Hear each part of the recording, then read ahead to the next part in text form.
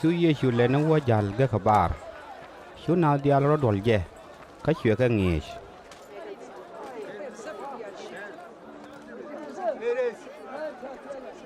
Kamin jalle. Chue li bai gat elpus. Nen.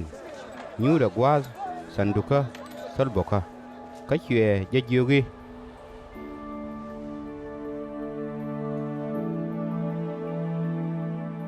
Guru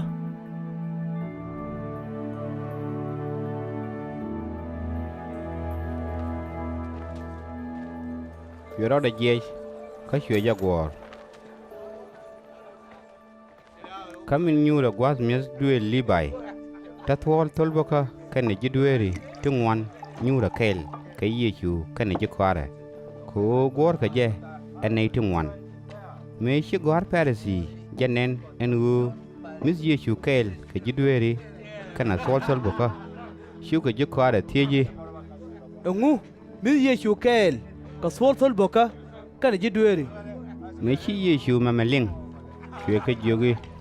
Nay tin pol pankien chige kim gor ka ji jwas ni gor ga jam kan ben ga wo ba ji chung ni chol ba ga kwi ji dueri An gwazamo ji kware John kana ji parisi takamis.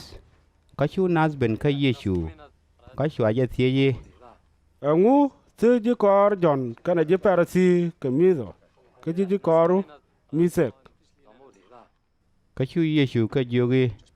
ade jal kwen mis kusek ka ta chonyal ka kel min ngot chonyal ka kel chig mis da tek bin nin ben tin ba wi ni chonyal radien ka bi ga mis tek an changam tel ramade bi mi pai kok ka karo jup ko ke ne bi mi chidong ka mi cha jala dino de bi in pai kok ru chuk a boro red ka bi in do a berade ja ka di de long ka tel ramade kwang mi pai dim pegre go nu gup ti chidong ko me de jala dino de kwang gok pat ka de kwang ke nu gok chujek ka de kwang in pai dim pegre go nu gup ti pai koch